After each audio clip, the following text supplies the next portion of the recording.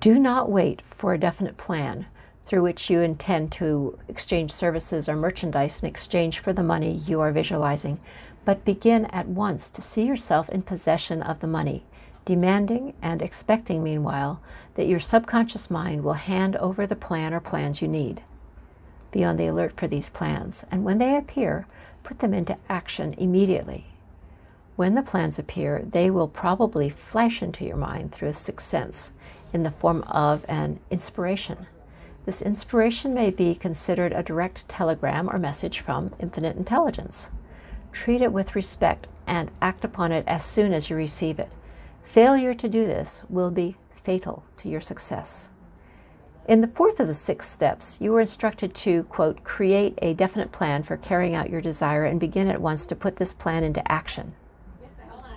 You should follow this instruction in the manner described in the preceding paragraph. Do not trust to your reason when creating your plan for accumulating money through the transmutation of desire.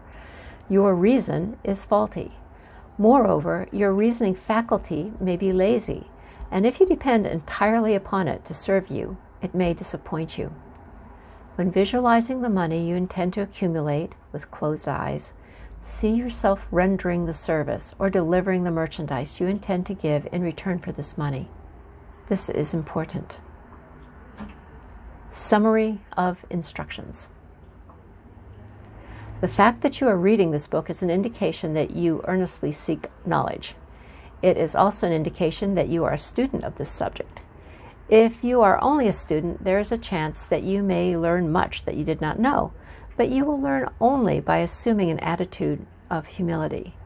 If you choose to follow some of the instructions but neglect or refuse to follow others, you will fail. To get satisfactory results, you must follow all instructions in a spirit of faith. The instructions given in connection with the 6 steps in the 2nd chapter will now be summarized and blended with the principles covered by this chapter as follows. First, go into some quiet spot, preferably in bed at night, where you will not be disturbed or interrupted. Close your eyes and repeat aloud, so that you may hear your own words, the written statement of the amount of money you intend to accumulate, the time limit for its accumulation, and a description of the service or merchandise you intend to give in return for the money. As you carry out these instructions, see yourself already in possession of the money. For example, suppose you intend to accumulate $50,000 by the 1st of January, 5 years hence, that you intend to give personal services in return for the money in the capacity of a salesman. Your written statement of your purpose should be similar to the following.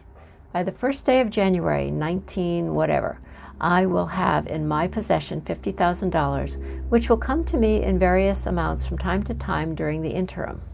In return for this money, I will give the most efficient service of which I am capable, rendering the fullest quantity and the best possible quality of service in the capacity of salesman of whatever it is, merchandise you intend to sell. I believe that I will have this money in my possession. My faith is so strong that I can now see this money before my eyes. I can touch it with my hands. It is now awaiting transfer to me at this time, and in the proportion that I deliver the services I intend to render in return for it. I am awaiting a plan by which to accumulate this money, and I will follow that plan when it is received. Second, repeat this program night and morning until you can see in your imagination the money you intend to accumulate. Third, place a written copy of your statement where you can see it night and morning, and read it just before retiring and upon arising until it has been memorized. Remember, as you carry out these instructions, that you are applying the principle of autosuggestion for the purpose of giving orders to your subconscious mind. Remember also that your subconscious mind will act only upon instructions which are emotionalized and handed over to it with feeling. Faith is the strongest and most productive of the emotions. Follow the instructions given in the chapter on faith. These instructions may at first seem abstract. Do not let this disturb you. Follow the instructions, no matter how abstract or impractical they may at first appear to be. The time will soon come. If you do as you have been instructed in spirit as well as act, when a whole new universe of power will unfold to you. Let me reread that. The time will soon come if you do as you've been instructed in spirit as well as in act, when a whole new universe of power will unfold to you.